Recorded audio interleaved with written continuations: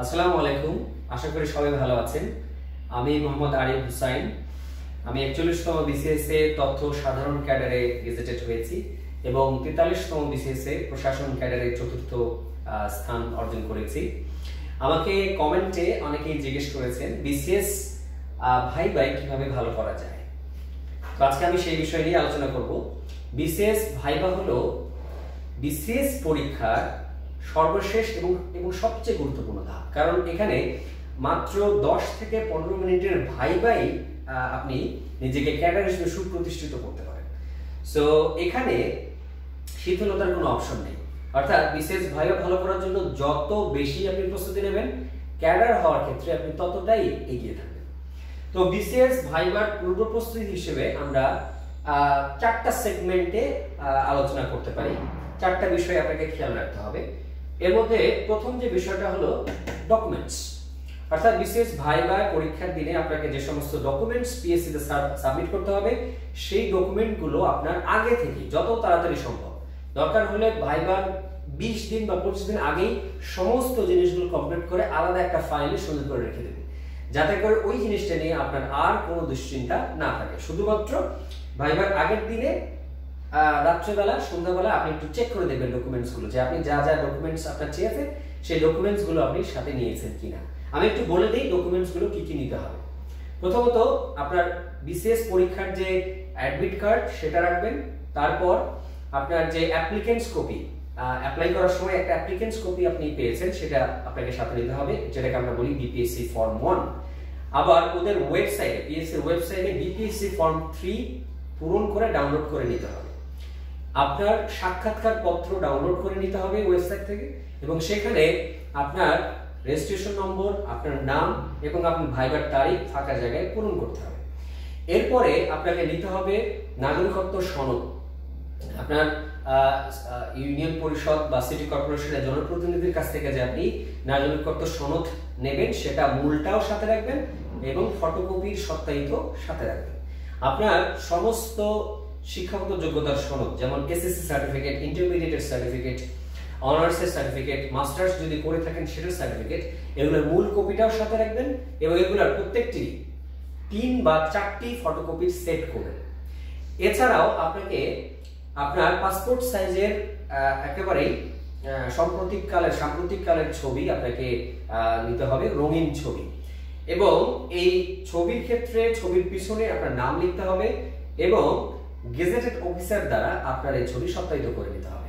নাম এবং registration number ছবির পিছনে লিখে নেবেন এবং আপনার আমি সাজেস্ট করব একটু বেশি করে ছবি নিয়ে যাবেন। 12 কপি ছবি সাথে করে অবশ্যই নিয়ে যাবেন। সো এই সমস্ত জিনিসগুলো আর ডকুমেন্ট, সেটা হলো আরেকটা বিষয়। সমস্ত জিনিসগুলোর আপনার এই জিনিসগুলো আপনি আলাদা আলাদা করে 4টা সেট করে নেন। হ্যাঁ, 4টা যদি সেট করে নেন তাহলে ভাইবার দিনে আপনি সুন্দর মতো করে ওখানে সাবমিট করতে পারবেন। দরকার হলে বেশি জিনিস সাথে নেবেন, কম নিলে আপনি ওখানে ফটোকপি আর পাবেন না, খুঁজে পাবেন না। তো ক্রাইসিস মোমেন্টে আপনি যাতে ঘাবড়ে না যান, সমস্ত কাগজ যেন ওখানে ভালোভাবে সাবমিট করতে পারেন, এই কারণে বেশি করে মিনিমাম 4 সেট সমস্ত জিনিস সাথে করে, মূল ডকুমেন্টসগুলোর পাশাপাশি 4 সেট ফটোকপি আপনি করে নিয়ে যাবেন। এটা আগেভাগে করে ফেলবেন।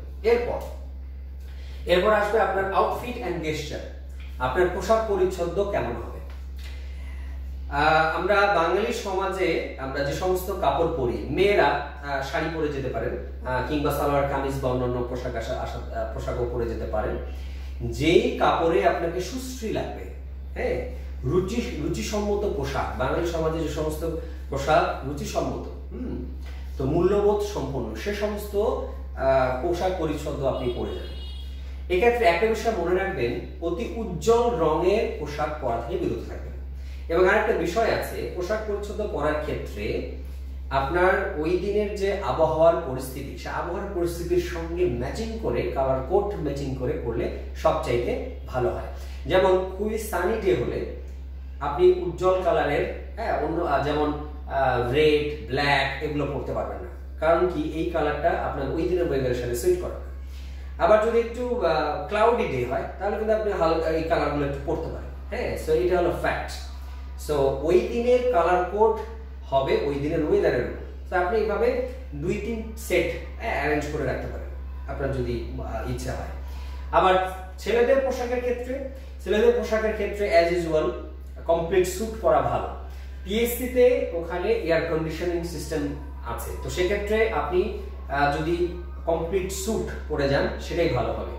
কমপ্লিট স্যুট পরলে ম্যাচিউরড লাগে এবং দেখতেও বেশ সুন্দর লাগে। হ্যাঁ, আপনি অবশ্যই কমপ্লিট স্যুট পরে যাবেন এবং স্যুটের কালারটা দেখবেন অ্যাশ কালার ভালো হবে, ব্ল্যাক কালার ভালো হবে এবং অন্যান্য কালারও দেখতে পারেন। তবে মনে রাখবেন একেবারে খুবই লাইট কালার হলে ভালো হয়। আপনি যদি একেবারে ডার্ক কালার পরে যান সেটা কিন্তু মোটেও ভালো হবে না। আরেকটা বিষয়, টাই বাঁধার ক্ষেত্রে অবশ্যই আপনাকে আগে থেকে প্র্যাকটিস করে রাখতে হবে। আপনি টাই যদি বাঁধতে না পারেন তাহলে কিন্তু ওই দিন ঝামেলায় পড়ে যাবেন। ব্যাপারটা বলি, আপনি টাই বাঁধতে পারেন না, পরীক্ষার হলে বা ভাইবার হলে ঢোকার আগে কোনোভাবে যদি টাইটা আপনার নড়ে চলে যায় আপনি ঠিক করতে পারবেন না। তো সেক্ষেত্রে এটা একটা পরীক্ষার অংশ। আপনি এখন থেকে টাই বাঁধা প্র্যাকটিস করুন, প্রতিদিন টাই বাঁধুন, 5-10 মিনিট করে টাই বাঁধার সময় দিন, বারবার টাই বাঁধুন। কত কম সময় কত ভালোভাবে সুন্দরভাবে টাই নট আপনি বাঁধতে পারেন, এটাও একটা ভাইবার পরীক্ষা।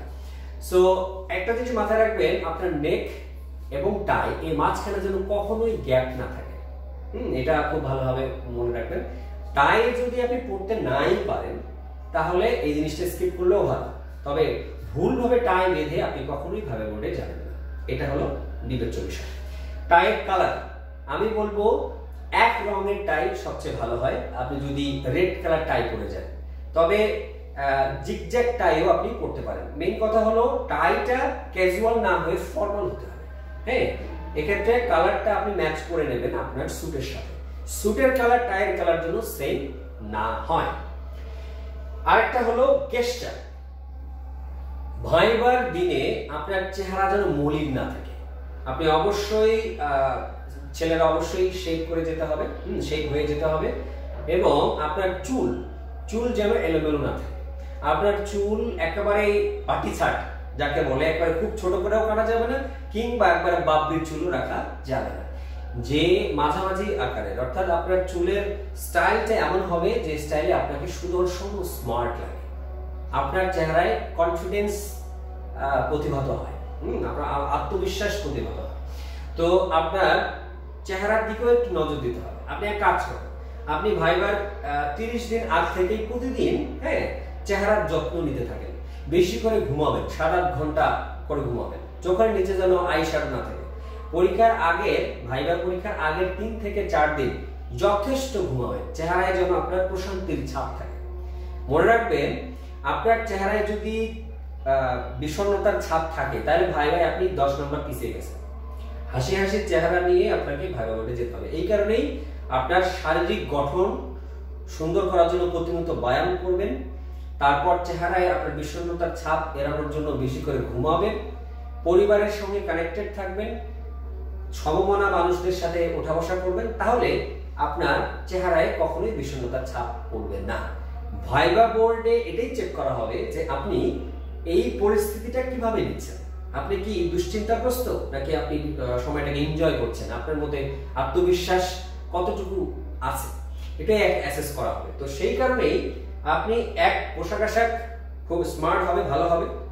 জুতার কথা বলি, আপনার জুতার কালার হবে অবশ্যই ব্ল্যাক এবং আপনাকে অক্সফোর্ড শু পরে যেতে হবে। এটা একটা খুব গুরুত্বপূর্ণ বিষয়, ঠিক আছে? অক্সফোর্ড শু ছাড়া যাবে না, ফিতা সুন্দর করে বাঁধতে হবে, বাঁধাও শিখতে হবে। আপনার বেল্ট হবে ব্ল্যাক কালারের। এই বিষয়গুলো আপনি একটু খেয়াল রাখবেন। আর অবশ্যই ভাইবা বোর্ডে ঘড়ি পরে যাবেন। ঘড়ি পরে যাওয়ার ক্ষেত্রে মনে রাখবেন আপনার স্যুটের কালার এবং ঘড়ির এই যে চামড়ার কালার সেম হবে। সো এই বিষয়গুলো একটু মাথায় রাখবেন। আর ঘড়ি এমন হওয়া যাবে না যেই ঘড়িটাতে অরুচিকর কোনো কিছু জিনিস আছে। সবচেয়ে ভালো হয় আপনি যদি কাটাওয়ালা যে ঘড়িগুলো, সেই ঘড়িগুলো যদি পরে যান সবচেয়ে বেটার হয়। সো আপনার সমস্ত জিনিস যেগুলো আপনি আপনার সঙ্গে থাকছে, এই সমস্ত জিনিসগুলোর ক্ষেত্রে আপনার ব্যক্তিত্বের পরিচয় ফুটে উঠবে। অবশ্যই আপনি একটা পেন আপনার পকেটে নিয়ে যাবেন। এখন এই পেন নিয়ে ডিবেট করে লাভ নেই যে আমি কি ধরনের পেন নিয়ে যাবেন, এটা আপনার ব্যক্তিগত বিষয়। সবচেয়ে ভালো হয় যে পেনে একজন অফিসার সুলভ একটা ব্যাপার স্যাপার থাকবে, ঠিক আছে? এই পেন বেশি দামেরও হতে পারে, আবার কম দামেরও হতে পারে, এটা নিয়ে ডিবেট করার কিছু নাই, ব্যক্তিত্বের প্রমাণ।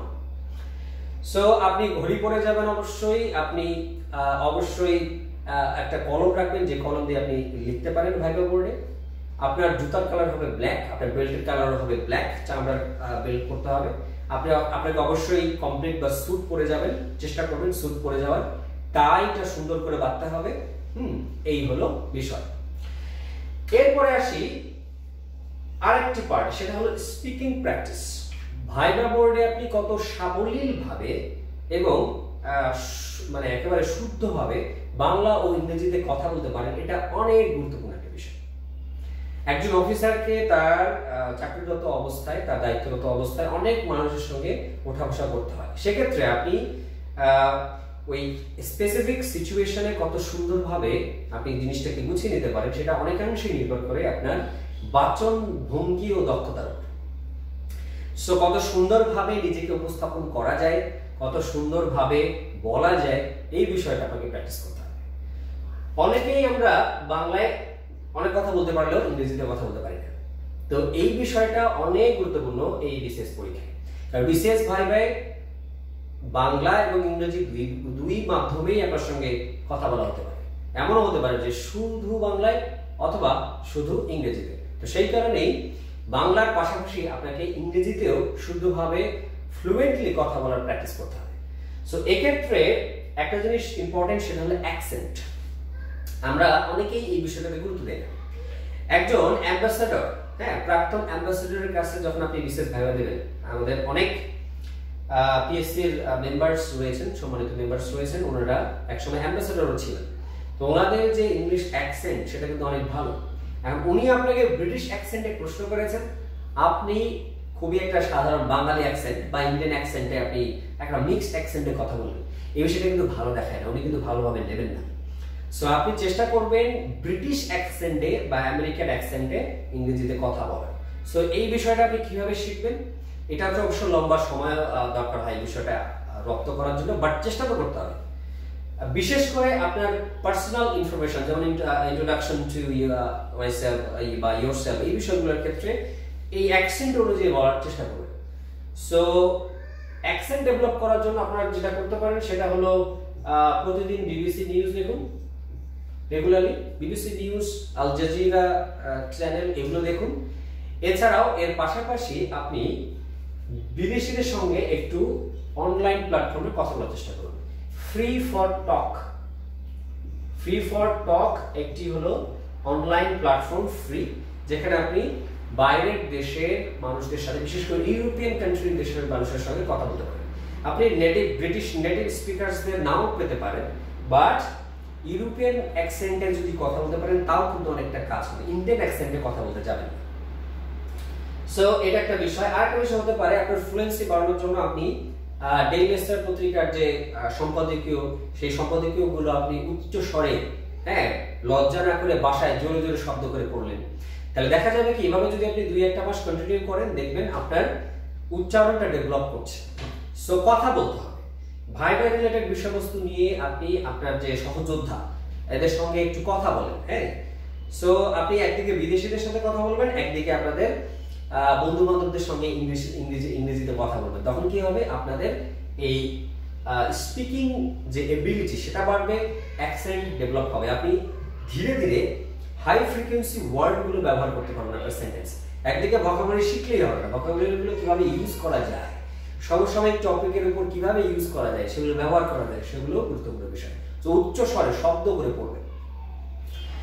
এরপরে আমরা আসি আরেকটি পার্ট, যেই পার্টে আমাদের গুরুত্ব দিতে হবে, সেটা হলো স্টাডি। এখন ভাইবা বোর্ডে সব করে গেছেন, ভালো সেজে গুজে গেছেন, কিন্তু আপনাকে যে সমস্ত জিনিস জিজ্ঞেস করা হচ্ছে সেগুলো বলতে পারছেন না, তাহলে কিন্তু হবে না। সো স্টাডির ক্ষেত্রে দুনিয়ার সমস্ত বিষয় তো পড়া বা জানা কারোর পক্ষে সম্ভব নয়। সেই ক্ষেত্রে এখানে কিছু বিষয়ের উপর আপনার গুরুত্ব দিতে হবে। প্রথমত, আপনি যে ক্যাডার চয়েসটি দিয়েছেন সেই ক্যাডার চয়েস রিলেটেড কিছু পড়াশোনা আছে। প্রথমত, আপনার যে ক্যাডার চয়েস লিস্টে যে সব ক্যাডার সিরিয়ালি আছে, সেই ক্রম অনুযায়ী তাদেরকে একটু মুখস্থ করে ফেলবেন, যে 1 নম্বর কে, 2 নম্বর চয়েসটা কি, 3 নম্বর চয়েসটা কি, তারপরে কি, একেবারে টোটস্থ মুখস্থ করে ফেলবেন। তারপরে আপনাকে পড়তে হবে 1 নম্বর ক্যাডার চয়েসটা আপনি কেন দিলেন, আপনার মোটিভেশনটা কি, এই ক্যাডারে কেন আসতে চান, পরেরটাতে কেন আসতে চান। প্রথম 2 থেকে 3টি ক্যাডার সম্পর্কে ভালোভাবে পড়তে হবে। যেমন আপনি যদি প্রথম ক্যাডার চয়েস দিয়ে রাখেন প্রশাসন ক্যাডার, তখন আপনাকে জিজ্ঞেস করা হতে পারে প্রশাসন ক্যাডারের বিভিন্ন বিষয়, এখানে পদক্রমগুলো কি, প্রমোশনটা কি, সুযোগ সুবিধা কি, এই ক্যাডারের কাজ কি। তাহলে আপনার প্রথম যে 3টি ক্যাডার চয়েস থাকবে, সেই 3টি ক্যাডার চয়েসের আপনার বিস্তারিত পড়াশোনা করতে হবে। এই ক্যাডারগুলোর কাজ কি, এই ক্যাডারগুলোর প্রমোশন স্টেজগুলো কি কি। সো এই বিষয়টা মনে রাখবেন। অর্থাৎ আপনার ক্যাডার সম্পর্কে আপনি যা হইতে চাচ্ছেন সেটা সম্পর্কে আপনি যদি নাই জানেন, তাহলে এটা হয়েটা করবেনটা কি। হ্যাঁ, জানার অপশন আছে, আপনি ক্যাডার হওয়ার পরেও সেগুলো জানতে পারবেন, কিন্তু কিছু ধারণা তো থাকতে হবে। আপনার ইচ্ছা বা ইন্টারেস্ট তো সেখানে।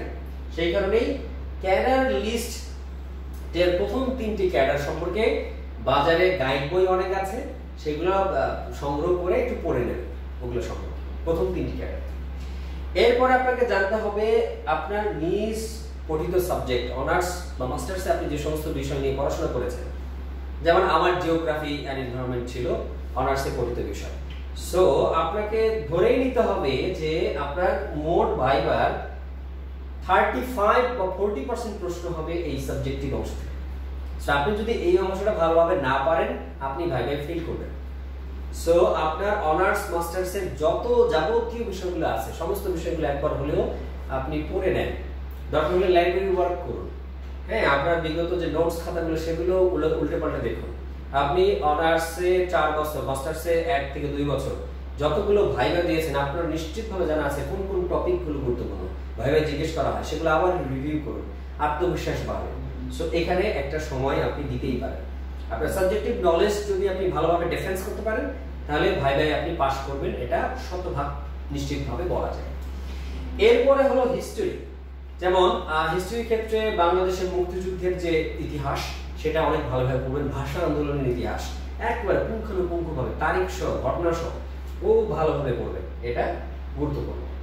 এরপর আপনাকে যে বিষয়টা নিয়ে একটু পড়াশোনা করতে হবে আপনার ব্যক্তিগত বিষয়ে, যেমন আপনার নিজ জেলা, আপনার নিজ বিশ্ববিদ্যালয়, আপনার এলাকার বিখ্যাত মানুষজন, তাদের যে কৃতকার্য, হ্যাঁ, সেই বিষয়গুলো জানবেন। অর্থাৎ আপনার নিজের সম্পর্কে একটু জানতে হবে। আপনার নিজ জেলা, আপনার নিজ পরিবারের সদস্যদের অবস্থান, আপনাদের যে বংশ, হ্যাঁ, বংশ ক্রমান্বয়ে কি অবস্থা সেটা জানতে হবে। আপনার নিজের সম্পর্কে একটু জানতে হবে। আপনার নিজ উপজেলা সম্পর্কে জানতে হবে, উপজেলার শীর্ষস্থানীয় ব্যক্তিবর্গের সম্পর্কে জানতে হবে। আপনার যে সংসদ, হ্যাঁ, সংসদীয় আসন আপনার এলাকার, সেই সংসদীয় আসনের মাননীয় এমপি কে, তার নাম জানতে হবে। হ্যাঁ, আপনার এলাকা থেকে বিখ্যাত মানুষ আরো থাকতে পারে, খেলোয়াড় থাকতে পারে, হ্যাঁ, চলচ্চিত্রকার থাকতে পারে, সেলিব্রিটি থাকতে পারে, তাদের সম্পর্কে একটু জানতে হবে। মানে অর্থাৎ গুরুত্বপূর্ণ ব্যক্তিবর্গ সম্পর্কে জানতে হবে। আপনার এলাকায় যদি প্রত্নতাত্ত্বিক বিভিন্ন বিখ্যাত স্থান থাকে, ঐতিহাসিক স্থান থাকে, তাদের হিস্ট্রিটা জানতে হবে। সো মোট কথা হলো এই পার্সোনাল ইনফরমেশন আপনাকে একটু জানতে হবে। এখানে সবচেয়ে ভালো হয় বাংলা একাডেমির জেলা ভিত্তিক একটা বই প্রকাশনা আছে। সো বিভিন্ন জেলার একেবারে আপ টু ডেট হিস্ট্রি সব আছে। সো আমার জেলা দিনাজপুর, আমি দিনাজপুর জেলা সম্পর্কে ওই বাংলা একাডেমির বইটা ভালো করে পড়ে নিয়েছি। আপনি যে জেলার, সেই জেলার বইটা সংগ্রহ করে, বাংলা একাডেমির বইটা সংগ্রহ করে বিস্তারিত হিস্ট্রি বা ওই বিষয়গুলো সম্পর্কে বিস্তারিত পড়ে নেন। এটা অবশ্যই একটা যে কোনো ভাইভাই কাজে লাগবে, বিশেষ কিংবা যে কোনো ভাইভাই এটা কাজে লাগবে। সো আপনার স্টাডিটাকে আপনি এইভাবে সাজাতে পারেন। এবং স্টাডির ক্ষেত্রে সর্বশেষ যে বিষয়টা আপনি মনে রাখতে হবে সেটা হলো রিসেন্ট ডাটা। আপনি একজন সিভিল সার্ভিস অফিসার হিসেবে আপনি কতটুকু আপডেট, এটা কিন্তু ভাইভা জাজ করা। আপনাকে নিয়মিত পত্রিকা পড়তে হবে। বিসিএস ভাইবার আগের 10 থেকে 15 দিন আপনাকে কমপক্ষে ডেইলি স্টার, প্রথম আলো সহ আরো 3টি পত্রিকা পড়তে হবে। আপনাকে সবসময় ঘটনাগুলোর উপর খুব ভালোভাবে ওয়াকিবহাল থাকতে হবে। প্রতিদিন সময় করে ডেইলি স্টার পড়বেন এবং দৈনিক প্রথম আলো পড়বেন। এবং যে সমস্ত ঘটনা আপনাকে জিজ্ঞেস করা হতে পারে, শর্ট ইনফরমেশন, ডাটাগুলো, এগুলো একটা খাতায় নোটও করে নিতে পারেন। এবং ভাইভা পরীক্ষার আগের দিন অবশ্যই পত্রিকা পড়ে যাবেন এবং একেবারে বিস্তারিত ঘটনাগুলো পড়ে যাবেন, একেবারে মাথার ভিতরে নিয়ে নেবেন, কারণ আপনাকে জিজ্ঞেস করা হতে পারে। এবং ভাইভা পরীক্ষার দিন সকালবেলা অবশ্যই পত্রিকা সংগ্রহ করে নিয়ে যাবেন। অবশ্য পিএসসির সামনে সকালবেলা ওখানে পত্রিকা পাওয়া যায়, পত্রিকার হেডলাইনগুলো অবশ্যই মুখস্থ করে যাবেন, একটু উল্টে পাল্টে যাবেন। ওই দিনের পত্রিকা আপনার জন্য অনেক বেশি গুরুত্বপূর্ণ এবং ভাইবার আগের 1 মাসও আপনি ভালোভাবে পত্রিকা পড়বেন, ভালোভাবে পত্রিকা পড়বেন। এছাড়াও আপনি যদি আপনার যদি ফরেন অ্যাফেয়ার্স 1 নম্বর চয়েসে থাকে, তাহলে আপনাকে অবশ্যই বিবিসি নিউজ দেখতে হবে, আল জাজিরা নিউজ দেখতে হবে। এই নিউজগুলো ইম্পর্টেন্ট, কোন ঘটনা ঘটলে এখান থেকেও প্রশ্ন করা হতে পারে। সো ইন্টারন্যাশনাল অ্যাফেয়ার্সের উপর আপনার একটা দখল থাকতে হবে। এই হলো আপনার স্টাডি। এই পার্টগুলো ভাগ করে আপনি একটা নোট খাতা করেন, নোট খাতা করে এই জিনিসগুলো অ্যাড করেন। এখন এক্ষেত্রে একটা বিষয় জরুরি, সেটা হলো আপনার এই দুইটা বিষয়কে কানেক্ট করতে হবে। এক, আপনার অনার্সের পড়িত সাবজেক্টের সাথে আপনার প্রথম দ্বিতীয় ক্যাডার চয়েসের সম্পর্ক কি। যেমন আমাকে প্রশ্ন করা হয়েছিল যে জিওগ্রাফি আমি কিভাবে বিসিএস অ্যাডমিনিস্ট্রেশনে কাজে লাগাবো। সো আপনার সাবজেক্টের সাথে বিসিএস অ্যাডমিনিস্ট্রেশনের সম্পর্কটা কি, আপনার অর্জিত জ্ঞান আপনি কিভাবে সিভিল সার্ভিসে যে আপনার প্রথম ক্যাডারগুলোতে কিভাবে কাজে লাগাবেন, এই বিষয়টা এখনই কিন্তু আপনাকে খুঁজে বের করতে হবে পয়েন্ট আকারে। কারণ ওই ভাইবার দিনে আপনি এই জিনিসটা বলতে পারবেন না, ইনস্ট্যান্ট বলতে পারবেন না। আগে থেকে ওই জিনিসটা আপনাকে এখন একটা নোট ডাউন করে রেডি করতে হবে এবং 2 মিনিটে বলার মতো করে সুন্দর করে সাজিয়ে গুছিয়ে বলে আপনি নিজে কি করেন, ফোনে রেকর্ড করেন, মানে নিজেই শুনুন যে আপনি যা বলছেন সেটা কি সুন্দর শোনাচ্ছে নাকি এটাকে কাটছাট করা যায়। সো ইনস্ট্যান্ট বলার মতো করে সুন্দর করে সাজাবেন। এক্ষেত্রে আপনি সিনিয়রদের সহযোগিতা নিতে পারেন একই সাবজেক্টে, এটা একটা বিষয়। সো এই হলো মোটামুটি বিসিএস ভাইবার প্রস্তুতি। এই প্রস্তুতিগুলো সম্পূর্ণ করার পরে কাজ হলো একেবারে নিঃসংক চিত্তে, টেনশন না করে হাসি খুশি থাকা। প্রতিদিন খেলাধুলা করবেন। বিসিএস ভাইবার আগের সপ্তাহে প্রত্যেকদিন বিকেলে 1 ঘন্টা করে খেলাধুলা করবেন, তাহলে আপনার শরীরের গঠন ঠিক থাকবে, আপনি অসুস্থ হবেন না। অনেকেই আছে বিসিএস ভাইবার আগে এত বেশি প্যানিক করে যে বিসিএস ভাইবার দিনে তাদের লুজ মোশন হয়, অসুস্থ হয়, চেহারা খারাপ হয়ে যায়, তাহলে কিন্তু আপনি লুজার হয়ে যাবেন। সো আপনাকে সুস্থ থাকতে হবে, যথেষ্ট ঘুমাতে হবে, মেন্টালি সাউন্ড থাকতে হবে, আর বাকিটা আল্লাহর ইচ্ছা।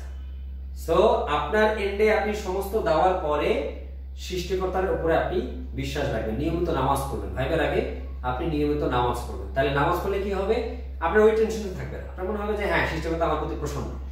তখন আপনি এই জিনিসগুলো করবেন, দেখবেন আলটিমেটলি আপনার সবকিছু কি হবে, ভালো হবে। আরেকটা বিষয়, সেটা হলো পজিটিভ অ্যাপ্রোচ।